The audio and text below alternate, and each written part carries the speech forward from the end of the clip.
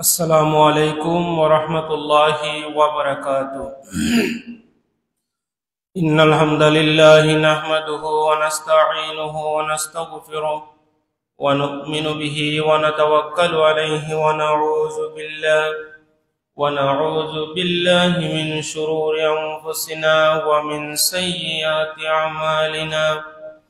من يهده الله فلا مضل له ومن يضلل فلا هادي له، ونشهد أن لا إله إلا الله وحده لا شريك له، ونشهد أن سيدنا ونبينا وحبيبنا ومولانا محمدا عبده ورسوله صلى الله عليه وعلى آله وسلم، الذي أرسله بالحق بشيرا ونذيرا وداعيا إلى الله بإذنه وسراجا منيرا. أما بعد، فقد قال الله تعالى في كلامه المجيد: أعوذ بالله من الشيطان الرجيم. بسم الله الرحمن الرحيم. وتعاونوا على البر والتقوى ولا تعاونوا على الإثم والعدوان،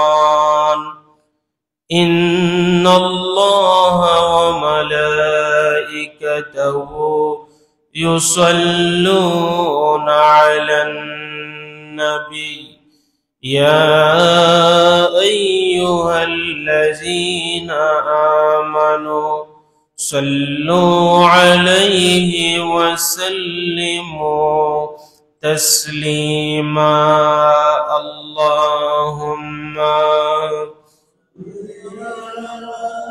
سيدنا مولانا محمد وعلى آل سيدنا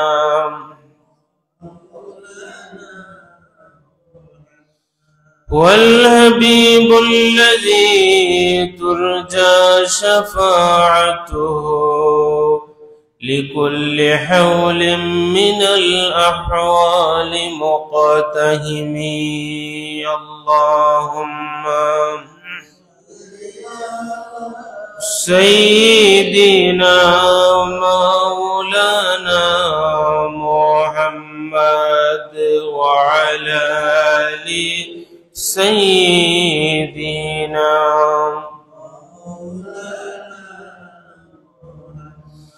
خلقت مبرأ من كل عيب، كأنك خلقت كما تشاء. اللهم سيدنا مولانا محمد وعلى آل سيدنا مولانا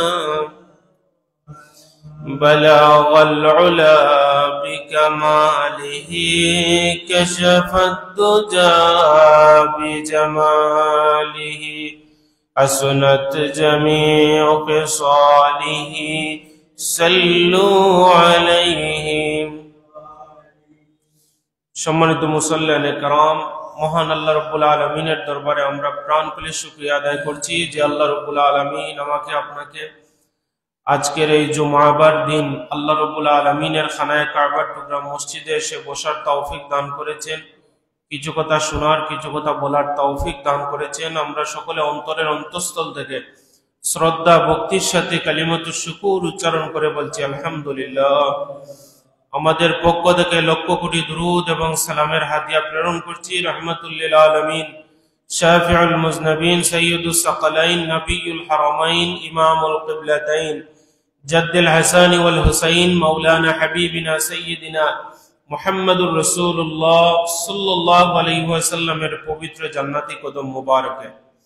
সম্মানিত মুসল্লিয়ান ইকরাম, আমি কুরআনুল কারীমের সূরা মায়েদা থেকে একখানা আয়াতে কারিমা তিলাওয়াত করেছি।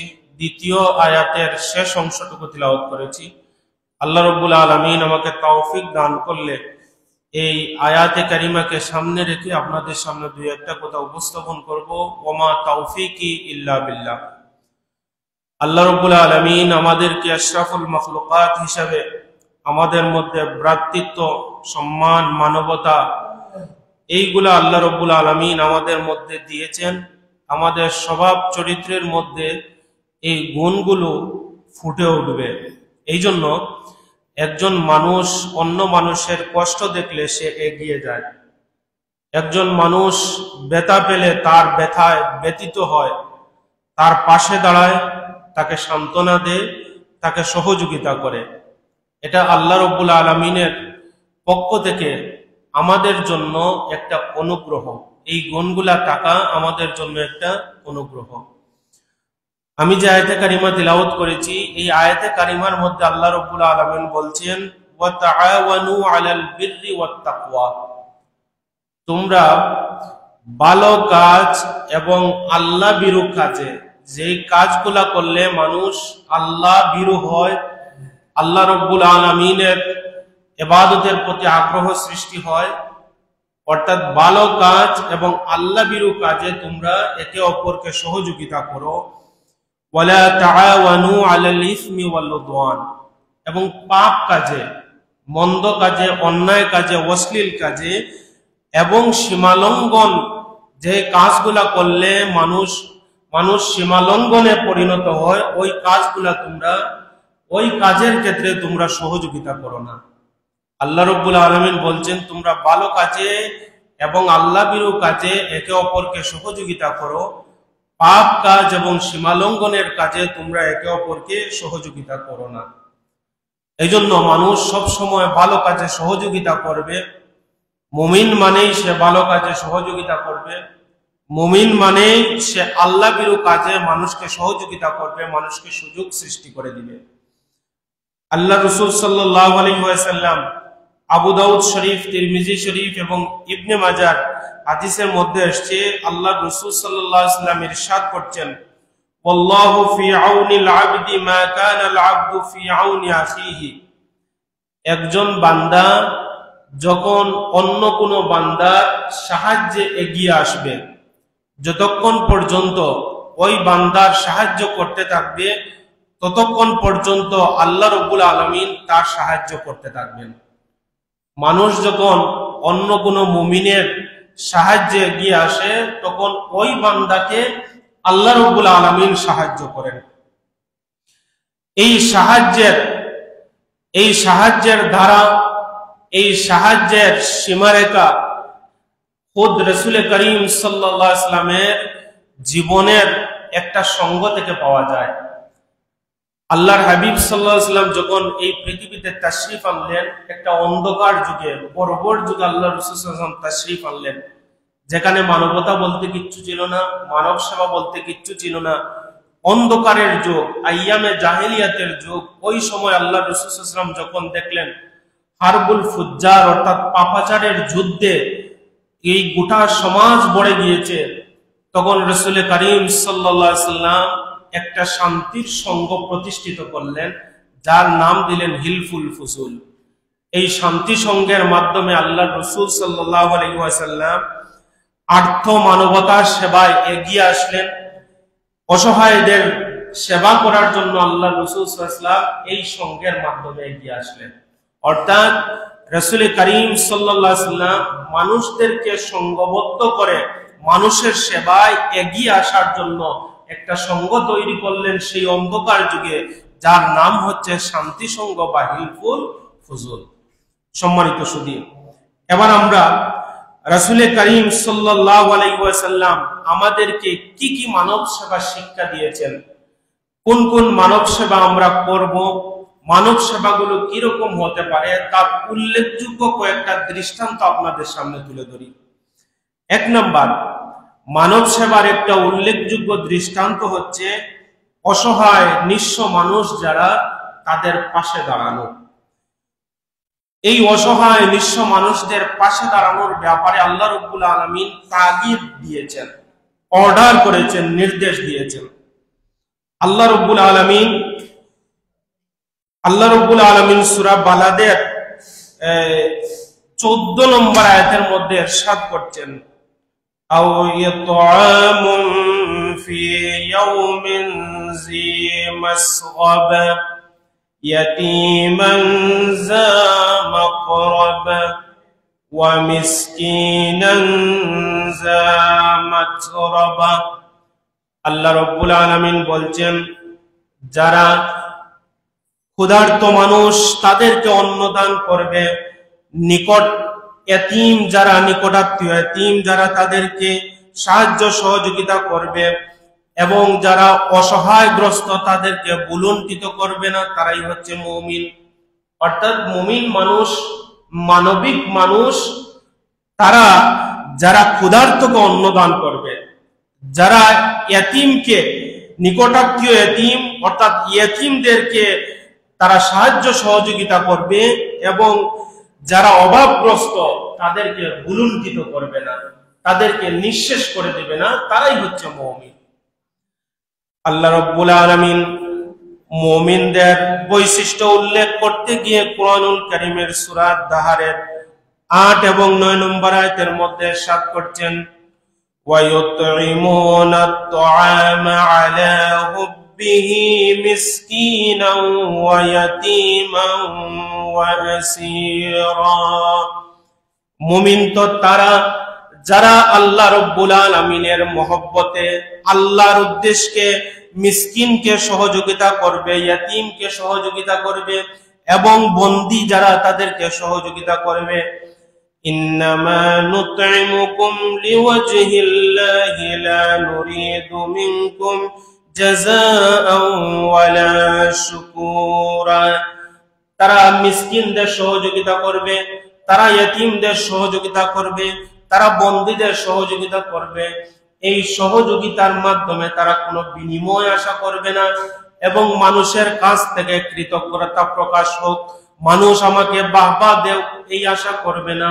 শুধুমাত্র আলা হুব্বিহি, মহান আল্লাহ রাব্বুল আলামিনের ভালোবাসায় তারা ওই কাজগুলা করবে, তারাই হচ্ছে মুমিন। এই জন্য হাদিস শরীফের মধ্যে আসছে, আব্দুল্লাহ ইবনে আমর রাদিয়াল্লাহু তাআলা আনহু তিনি বলছেন, আন্না রাজুলান সালান নবী সাল্লাল্লাহু আলাইহি ওয়াসাল্লাম আইয়ুল ইসলামি খায়র। হযরত আব্দুল্লাহ ইবনে আমর রাদিয়াল্লাহু তাআলা আনহু বলেন, একজন ব্যক্তি আল্লাহর রাসূলকে এসে বলল, ইয়া রাসূলুল্লাহ, ইয়া হাবিবাল্লাহ, ইসলামের মধ্যে কোন জিনিসটা সবচেয়ে উত্তম, কোন কাজটা সবচেয়ে উত্তম? আল্লাহর রাসূল বললেন, তুতঈমুত তাআম, মানুষকে খাওয়ানো হচ্ছে সবচেয়ে উত্তম কাজ। সুবহানাল্লাহ, মানুষকে খাওয়ানো হচ্ছে সবচেয়ে উত্তম কাজ। আল্লাহর রাসূল অন্য একটা হাদিসের মধ্যে ইরশাদ করছেন, মিশকাত শরীফের মধ্যে হাদিসটা আসছে, আল্লাহর রাসূল বলেন, লাইসাল মুমিনুল্লাযী ইয়াশবাউ ওয়া জারুহু জাইউন ইলা জানবিহি। ওই মানুষটা মুমিন হতে পারে না যেই মানুষটা নিজে খুব বেশি আরাম আয়েশে থাকে, নিজে উদরপূর্তি করে খায়, কিন্তু তার পাশেই তার একজন প্রতিবেশী ক্ষুধার্ত থাকে, অভাবগ্রস্ত থাকে, ঋণগ্রস্ত থাকে, বিপদগ্রস্ত থাকে। ওই অবস্থায় সে বড় স্বাচ্ছন্দ্যভাবে চলল। আল্লাহর রাসূল বলেন, ওই মানুষের মধ্যে মুমিনের খাসলত নাই, মুমিনের খাসলতটা তার মধ্যে নাই। তাহলে এই মানবতার প্রথম যে দৃষ্টান্ত আমরা পেলাম সেটা হচ্ছে অসহায় নিঃস্ব মানুষ যারা, তাদের পাশে দাঁড়ানো হচ্ছে মানবতার একটা দৃষ্টান্ত, মানব সেবার একটা দৃষ্টান্ত। 2 নম্বর আরেকটা দৃষ্টান্ত আল্লাহ রাসূল সাল্লাল্লাহু আলাইহি ওয়াসাল্লাম হাদিস শরীফের মধ্যে ইরশাদ করছেন, রোগীদের সেবা শুশ্রূষা করা, রোগীদের দেখতে যাওয়া, এটা হচ্ছে মানব সেবার একটা গুণ। হাদিস শরীফের মধ্যে এসেছে, আল্লাহ রাসূল সাল্লাল্লাহু আলাইহি ওয়াসাল্লাম ইরশাদ করছেন, লিল মুমিনি আলাল মুমিনি সিত্তু খিসাল। একজন মুমিন অপর মুমিনের উপর 6টা হক রয়েছে। আপনি যদি মুমিন হয়ে থাকেন, আপনার আরেকটা মুমিন ভাইয়ের উপর আপনার 6টা হক রয়েছে। প্রথম নম্বর হচ্ছে ইয়াউদুহু ইজা মারিদা, আপনার ভাই যখন অসুস্থ হয়ে যাবে তখন আপনার দায়িত্ব হচ্ছে ওই ভাইকে দেখতে যাওয়া, ওই ভাইয়ের সেবা শুশ্রূষা করা, ওই ভাইয়ের জন্য আল্লাহর নিকট দোয়া করা, ওই ভাইকে যতটুকু সম্ভব যতদূর সম্ভব আপনার পক্ষে কুলায় তাকে সহযোগিতা করা। এটা হচ্ছে আপনার প্রথম দায়িত্ব। 2 নম্বর হচ্ছে ওয়ায়াশহাদুহু ইযা মাতা, আপনার কোন মুমিন ভাই যদি মৃত্যুবরণ করেন আপনার দায়িত্ব হয়ে যায় ওই মুমিন ভাইয়ের কাফন দাফনের ব্যবস্থা করা, জানাজার ব্যবস্থা করা, ওইগুলো আপনার দায়িত্বের মধ্যে পড়ে যায়। আর 3 নম্বর দায়িত্ব হচ্ছে ওয়ায়ুজিবুহু ইযা দাআহু, আপনার মুমিন ভাই যখন আপনাকে কোনো বিষয়ে দাওয়াত করে, কোনো বিষয়ে আপনার নিকট চায়, আপনি ওই ডাকে সাড়া দেওয়া, ওই দাওয়াত পেলে সাড়া দেওয়া, এটা হচ্ছে আপনার উপর কর্তব্য। ওয়ায়ুসাল্লিমু আলাইহি ইযা লাকিয়া, যখন আপনার মুমিন ভাইয়ের সাথে সাক্ষাৎ হয়ে যাবে আপনার দায়িত্ব হচ্ছে আপনার মুমিন ভাইকে সালাম দেওয়া, সালাম বিনিময় করা, এটা আপনার জন্য দায়িত্ব হয়ে যায়। ওয়ায়ুসাম্মিতুহু ইযা আতাশা, আপনার মুমিন ভাই যদি আপনার সামনে হাসি দিয়ে আপনার দায়িত্ব হয়ে যায় এই হাসির জবাব দেওয়া। ওয়ায়ানসাহু লাহু ইযা গাবা আও শাহিদা, আর আপনার মুমিন ভাইয়ের জন্য ভাই যদি অনুপস্থিত থাকে অথবা উপস্থিত থাকে আপনার মুমিন ভাইয়ের জন্য দোয়া করা, তার জন্য মঙ্গল চাওয়া, এটা আপনার জন্য অপরিহার্য হয়ে যায়। এই জন্য আল্লাহ রাসূল একটা হাদিসের মধ্যে ইরশাদ করেছেন আউদুল মারিদা ওয়াত্তাবাউল জানাজাতা তুযাক্কারুল মাউত, হে আমার উম্মতরা তোমরা বেশি বেশি করে অসুস্থ মানুষদেরকে দেখতে যাবে এবং তোমরা জানাজার নামাজে উপস্থিত হবে। এই কাজগুলা যদি করো তাহলে তোমাদের অন্তরের মধ্যে আল্লাহর ভয়, আল্লাহর প্রীতি, আখিরাতের কথা তোমাদের স্মরণ হয়ে যাবে। সম্মানিত সুধী, এই রোগীর সেবা শুশ্রূষার ব্যাপারে একটা হাদিস এসেছে, কিয়ামতের ময়দান আল্লাহ রাব্বুল আলামিন কিছু মানুষদেরকে বলবেন, হে আমার বান্দারা, আমি আল্লাহ রাব্বুল আলামিন বলবেন আমি অসুস্থ ছিলাম, তোমরা আমার সেবা শুশ্রূষা করো নাই। তখন বান্দারা আল্লাহকে বলবে, আল্লাহ আপনি হচ্ছেন রাব্বুল আলামিন, আপনি কিভাবে অসুস্থ হবেন আর আপনাকে আমরা কিভাবে সেবা করব? তখন আল্লাহ রাব্বুল আলামিন বলবেন, তোমার ভাই অথবা তোমার পাশের বাড়ির আত্মীয় যাকে তোমার সেবা করার প্রয়োজন ছিল সে অসুস্থ ছিল, তুমি সেবা করো নাই। তুমি যদি তাকে সেবা করতে, ওই সেবাটা আমি আল্লাহ রাব্বুল আলামিনের সেবার নামান্তর হয়ে যেত, তুমি আমাকে সেবা করো নাই। তারপর আরো কিছু মানুষদেরকে আল্লাহ রাব্বুল আলামিন বলবেন, রে বান্দা আমি তোমাকে আহার চেয়েছিলাম, তুমি আমাকে আহার দেও নাই। তখন বান্দারা বলবে, আল্লাহ তুমি হচ্ছেন রাব্বুল আলামিন, তোমাকে কিভাবে আমরা আহার করাবো? তখন আল্লাহ রাব্বুল আলামিন বলবেন, অমুক ব্যক্তি তোমার নিকট ক্ষুধার্ত হয়ে কিছু চেয়েছিল কিন্তু তুমি তাড়িয়ে দিয়েছিলে। ওই অভাবগ্রস্ত মানুষকে আমি আল্লাহ রাব্বুল আলামিন তোমার দরবারে পাঠিয়েছিলাম, তোমার নিকট পাঠিয়েছিলাম, তুমি তাড়িয়ে দিয়েছিলে। তুমি যদি তাড়িয়ে না দিয়ে ওই মানুষটাকে খাওয়াতে, অভুক্ত মানুষকে যদি তুমি খাওয়াতে, ওই খাওয়ানোটা আজ আমি আল্লাহকে খাওয়ানোর নামান্তর হয়ে যেত। তারপর আরো কিছু মানুষদেরকে আল্লাহ রাব্বুল আলামিন বলবেন, আমি তোমাকে পানি চেয়েছিলাম, তুমি আমাকে পানি দাও নাই। তখন ওই বান্দাগুলো আল্লাহকে বলবে, আল্লাহ তুমি হচ্ছেন রাব্বুল আলামিন, তোমাকে কিভাবে আমরা পানি খাওয়াবো? তখন আল্লাহ রাব্বুল আলামিন বলবেন, অমুক ব্যক্তি তোমার নিকট কিছু পানি চেয়েছিল, তুমি তাড়িয়ে দিয়েছিলে, তুমি তাকে খাওয়াও নাই। তুমি যদি তাকে খাওয়াতে, পানি পান করাতে, তাহলে আজ আমি আল্লাহকে খাওয়ানোর নামান্তর হয়ে যেত। সুবহানাল্লাহ। এবার আসেন, এই মানব সেবার আরেকটা গুরুত্বপূর্ণ দৃষ্টান্ত হচ্ছে ত্রাণ বিতরণ করা। মানুষ যখন ঘূর্ণিঝড়ের মধ্যে পড়ে অথবা সাইক্লোনের মধ্যে পড়ে অথবা বন্যার মধ্যে কবলিত হয় অথবা নদী ভাঙ্গনে, দেখবেন কিছু মানুষ সাময়িকভাবে বিপদগ্রস্ত হয়ে যায়, কিছু মানুষ চিরস্থায়ীভাবে বিপদগ্রস্ত হয়ে যায়। তাদের সাহায্যের জন্য এগিয়ে যাওয়া হচ্ছে মানবতা, এগিয়ে যাওয়া হচ্ছে মানব সেবা। কিভাবে? হাদিস শরীফের মধ্যে আসছে, আল্লাহ রাসূল সাল্লাল্লাহু আলাইহি ওয়াসাল্লাম ইরশাদ করছেন, মান নাফাসা আন মুমিনিন কুরবাতান মিন কুরাবিদ দুনিয়া নাফাসাল্লাহু আনহু কুরবাতান মিন কুরবিন ইয়াউমাল কিয়ামা।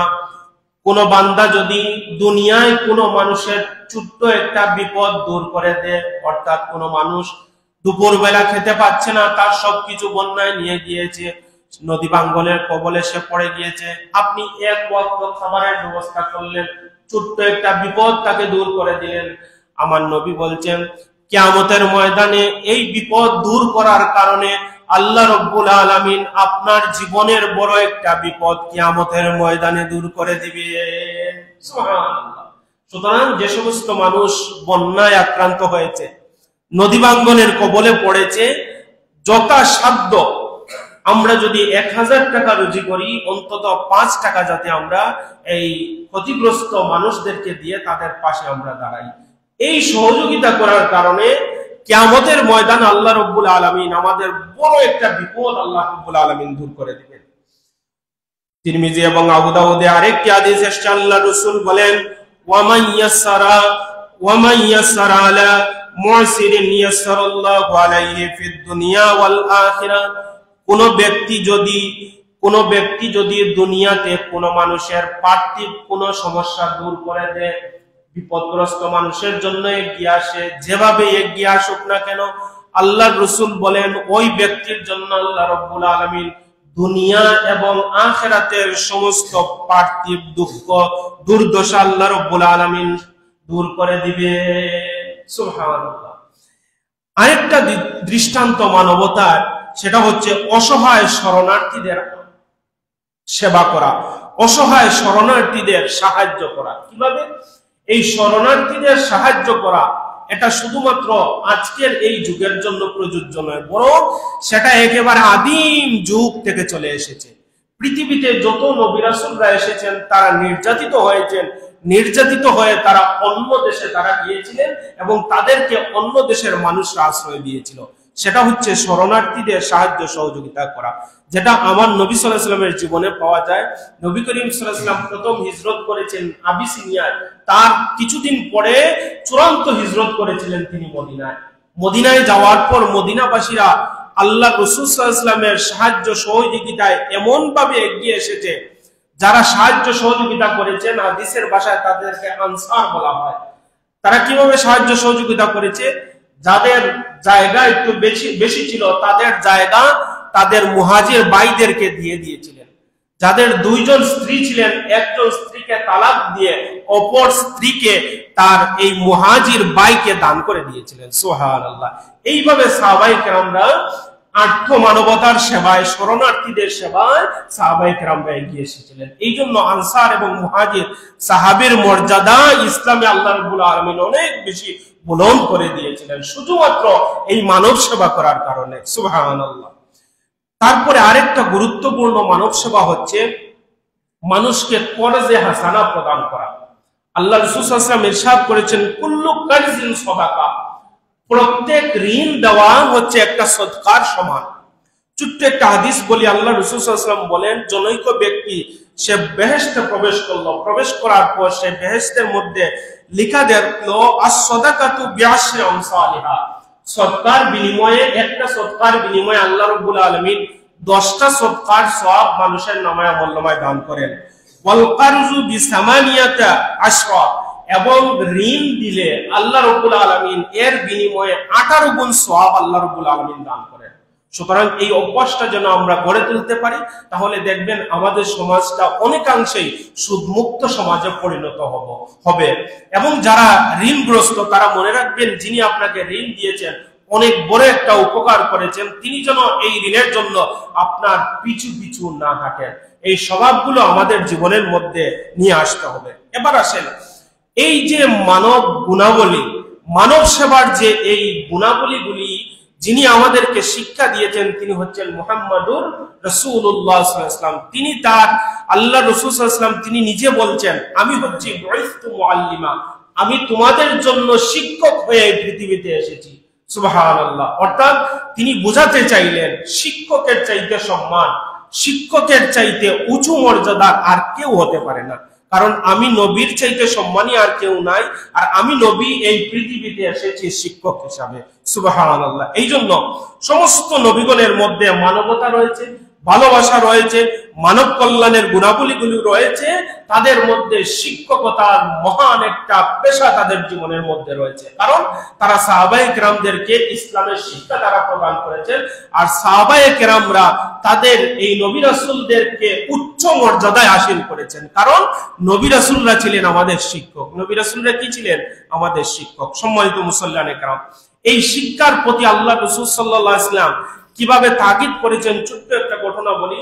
বদরের যুদ্ধে যখন 70 জন বন্দীকে নিয়ে আসা হলো, তখন আল্লাহ রাসূল বললেন, যারা মুক্তিপণ দিবে তাদেরকে তোমরা মুক্তি দিয়ে দাও। যারা মুক্তিপণ দিতে পারবে না তারা কি করবে? আল্লাহ রাসূল বললেন, তারা মুসলমানদের 10 জন সন্তানকে লেখাপড়া শিখিয়ে যখন শিক্ষিত করবে তখন তাদেরকে বন্দী থেকে মুক্ত করে দাও। এই দৃষ্টান্ত থেকে বোঝা যায় শিক্ষার প্রতি, শিক্ষকের প্রতি আল্লাহ রাসূল সাল্লাল্লাহু আলাইহি ওয়াসাল্লামের শ্রদ্ধা এবং ভালোবাসা কতটুকু ছিল।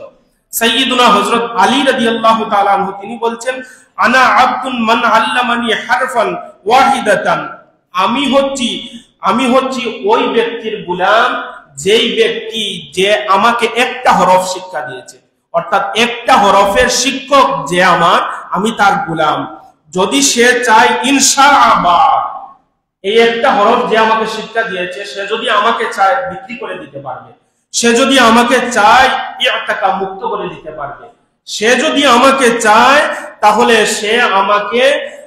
সে আমাকে ইশতারাকা, সে আমাকে গোলাম বানিয়ে নিতে পারে, আমাকে বিক্রি করতে পারে, আমাকে গোলাম বানিয়ে নিতে পারে, তার অধীনস্থ রাখতে পারে, অথবা সে আমাকে মুক্ত করে দিতে পারে যদি সে আমাকে একটা হরফ শিক্ষা দেয়। তাহলে এই শিক্ষার প্রতি আল্লাহ রাসূল সাল্লাল্লাহু আলাইহি ওয়াসাল্লামের সাহাবায়ে কেরামদের কি পরিমাণ অনুরাগ ছিল। এবার আরো কয়েকটা দৃষ্টান্ত আপনাদের সামনে তুলে ধরি। মুসলিম বিশ্বের বড় একজন খলিফা, যার নাম ছিল হারুনুর রশিদ, তিনি তার ছেলেকে একবার শিক্ষা দেওয়ার জন্য ইমাম আসমাঈর কাছে প্রেরণ করলেন। তো তিনি একদিন হযরত হারুনুর রশিদ একদিন এই শিক্ষকের কাছে গেলেন এবং দূর থেকে দেখলেন তার ছেলে পানি ঢালছে, শিক্ষকের পায়ের মধ্যে পানি ঢালছে, আর শিক্ষক নিজ হাতে তার পানি দৌত করছেন, পা দৌত করছেন। সাথে সাথে হারুনুর রশিদ শিক্ষকের কাছে এসে বললেন, আজকে যে দৃশ্যটা দেখলাম এই দৃশ্যটা আমার কাছে সুন্দর লাগলো না। তখন তিনি বললেন, এই দৃশ্যটা কেমন হওয়া উচিত ছিল? তখন শিক্ষকের সামনে দাঁড়িয়ে খলিফা হারুনুর রশিদ বললেন, আমার ছেলের এক হাতে পানি থাকবে, আরেক হাত আপনার পায়ের মধ্যে থাকবে, এই পানি এক হাতে পানি ডালবে, আরেক হাত দিয়ে আপনার পা দৌত করবে, এটাই হচ্ছে আপনার শিক্ষা।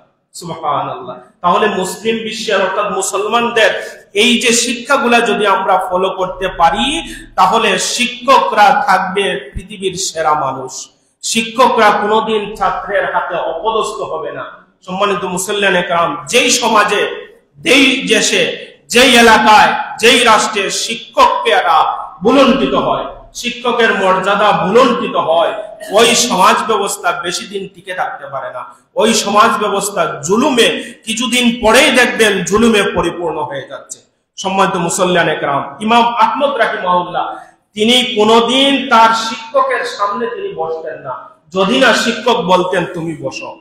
ইমাম আবু হানিফা রাহিমাহুল্লাহ তার শিক্ষক ছিলেন ইমাম হাম্মাদ রাহিমাহুল্লাহ, তিনি কোনোদিন তার শিক্ষকের বাড়ির সামনাসামনি দিয়ে পা দিয়ে তিনি বসতেন না। সুবহানাল্লাহ। সম্মানিত মুসল্লিয়ানে কেরাম, ইমাম ইউসুফ রাহিমাহুল্লাহ তিনি বলছেন, মান গাফালা আন হাক্কিল উস্তাদি লা ইউফলিহু আবাদা, যেই ব্যক্তি শিক্ষকের খেদমতের ব্যাপারে অমনোযোগী, ওই মানুষটা কোনোদিন সফল হতে পারে না। আর আল্লাহ রাসূল সাল্লাল্লাহু আলাইহি ওয়াসাল্লাম ইরশাদ করছেন, তোমরা দাড়ি পাকা মুসলমানদেরকে তোমরা সম্মান করো, তোমরা শিক্ষককে সম্মান করো, ন্যায়পরায়ণ বাদশাকে তোমরা সম্মান করো, এই সম্মানটা আল্লাহকে সম্মান করা হয়ে যায়। সুবহানাল্লাহ। সম্মানিত সুধী, এই জন্য মানুষ যদি বড় কিছু হতে চায় তাহলে সে যেন শিক্ষককে সম্মান করে। শিক্ষকের সম্মান না করলে কোনো মানুষ এই পৃথিবীতে সফল হতে পারে না। এই পৃথিবীতে যত মানুষ সফল হয়েছে তাদের পিছনের ইতিহাস দেখবেন, তাদের মাধ্যমে কোনো বড়রা অপমানিত হন নাই, কোনো শিক্ষকরা অপদস্থ হন নাই, বরং তাদের মাধ্যমে শিক্ষকের ইজ্জত রক্ষা হয়েছে, বড়দের সম্মান রক্ষা হয়েছে। ইমাম রবি রাহিমাহুল্লাহ তিনি এমন একজন বড় একজন বুজুর্গ ছিলেন, তিনি বলেন ইন্নাহু লাম ইউআক্কাবু আওরাতাল কিতাব বিল কুওয়াতিল খাশিয়া। তিনি যখন তার শিক্ষকের সামনে বসতেন তখন কিতাবের যে পৃষ্ঠা, এই পৃষ্ঠাগুলা তিনি জুড়ে ফেলতেন না, অর্থাৎ কিতাবের পৃষ্ঠাগুলো আস্তে আস্তে তিনি ফেলতেন যাতে এই কষ্টটা তার শিক্ষক অনুভব না করেন। সম্মানিত মুসল্লিয়ানে কেরাম, এই জন্য ফার্সি কবি আল্লামা রুমি তিনি বলছেন বেয়াদব মাহরুম গাশতে ফজলে রব। বেয়াদব যারা, তারা আল্লাহর ফজল থেকে, আল্লাহর করুণা থেকে, আল্লাহর অনুগ্রহ থেকে তারা মাহরুম থাকে। এবার আসেন কোন বেয়াদব ছাত্র যারা, তাদের উপর আল্লাহর পক্ষ থেকে 4টা গজব অবধারিত। 1 নম্বর গজব হচ্ছে আল্লাহ রাব্বুল আলামিন তার জীবনের রুজি রোজগারের বরকত ছিনিয়ে নেন। 2 নম্বর, সে যা শিক্ষা অর্জন করেছে ওই শিক্ষাগুলো আল্লাহ রাব্বুল আলামিন শিক্ষার বড় একটা অংশ তার সিনা থেকে আল্লাহ রাব্বুল আলামিন বের করে নেন, অর্থাৎ সে যা পড়েছে সব কিছু সে ভুলে যাবে।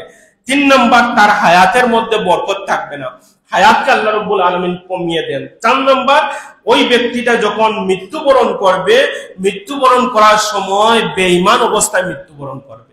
সম্মানিত সুধী, এই জন্য আপনাদের ছেলে মেয়ে যারা আছেন তাদেরকে এই গতানুগতিক সমাজ ব্যবস্থায় পরিচালনা না করে তাদেরকে বড়দের প্রতি আদব কিভাবে হওয়া দরকার, মুরব্বীদের সাথে আদব কিভাবে হওয়া দরকার, শিক্ষকের সাথে আদব কিভাবে হওয়ার দরকার, ওইগুলা আপনারা তাদেরকে আগে শিক্ষা দিবেন। এই জন্য বলা হয় আল আদাবু ক্বাবলাত তালাব। শিক্ষা অর্জনের আগে আদবটা হচ্ছে সবচেয়ে গুরুত্বপূর্ণ। আগে তাকে আদব শিক্ষা দিতে হবে। সে স্কুলে গিয়ে, সে মাদ্রাসায় গিয়ে, সে ভার্সিটিতে গিয়ে তার শিক্ষকের সাথে কিভাবে আচরণ করবে, কিভাবে কথাবার্তা বলবে, কিভাবে বিনয়ী হবে, সেটা তাকে শিক্ষা দিতে হবে। এই জন্য বলা হয় ইলম বা জ্ঞান হচ্ছে পানির মতো। পানির স্বভাব হচ্ছে সব সময় নিম্নগামী থাকা। যখন মানুষ নিম্নগামী হয়, বিনয়ী হয়, তার সিনার মধ্যে আল্লাহ রাব্বুল আলামিন জ্ঞানের নূর, জ্ঞানের আলো আল্লাহ রাব্বুল আলামিন জ্বালিয়ে দেন। আমাদের সমাজ ব্যবস্থায় এমন হয়ে গিয়েছে, একটা ট্রেডিশনে পরিণত হয়ে যাচ্ছে যে শিক্ষকের সামনে উগ্র ভাষায় কথা বলা, শিক্ষককে অপদস্থ করা, শিক্ষককে বেইজ্জত করা, ওইগুলা আমাদের সমাজে আজকে ট্রেডিশন হয়ে যাচ্ছে। সম্মানিত ছাত্র ভাইয়েরা, আপনারা অপেক্ষা করুন, যদি এই কাজগুলা বেশি দিন চলে, শিক্ষকের পানি যদি আল্লাহর দরবারে পৌঁছে যায়, তাহলে আপনাদের ধ্বংস অনিবার্য। ঠিক কিনা বলেন? সম্মানিত শুধু এই জন্য আমরা এমন সমাজ ব্যবস্থা চাই যেই সমাজ ব্যবস্থায় সন্তান তার পিতাকে শ্রদ্ধা করবে, ছাত্র তার শিক্ষককে শ্রদ্ধা করবে, ছোটরা মুরব্বীদেরকে শ্রদ্ধা করবে। এই সমাজ ব্যবস্থা আমরা চাই, এই বাংলাদেশ আমরা চাই। এই জন্য এই কাজ আল্লাহর ওয়াস্তে কেউ করবেন না। শিক্ষক হিসাবে যে সমস্ত শিক্ষকরা লম্পট, যারা বিভিন্ন অনৈতিক কাজে জড়িত, তাদেরকে আমরা বেইজ্জত না করে আইনের হাতে সুপর্দ করব। তাদের বেইজ্জতির মাধ্যমে অন্য শিক্ষকদের আমরা বেইজ্জত করতে চাই না। সম্মানিত মুসল্লিয়ানে কেরাম, ক্ষমতা এবং দাম্ভিকতা যদি মানুষের মধ্যে এসে যায়, অহংকার যদি এসে যায়, আল্লাহ রাব্বুল আলামিন একদিন না একদিন নির্বাপিত করে দেন। আমরা যেন সুন্দর শান্তিময় একটা বাংলাদেশ গড়ে তুলতে পারি, আমাদের বাচ্চাদেরকে যেন এই পথে হাঁটাতে পারি। আল্লাহ রাব্বুল আলামিন তৌফিক দান করুন। আমরা সবাই বলি আমিন। وآخر دعوانا أن الحمد لله رب العالمين صلى الله على سيدنا ومولانا محمد وعلى آله وأصحابه وسلم. اللهم آمين. الحمد لله رب العالمين والعاقبة للمتقين والصلاة والسلام على رسوله الأشرف الأنبياء والمرسلين وعلى آله وأصحابه أجمعين. رب ارحمهما كما ربياني صغيرا. بفضل سبحان ربك رب العزة عما يصفون وسلام على المرسلين والحمد لله رب العالمين. آمين.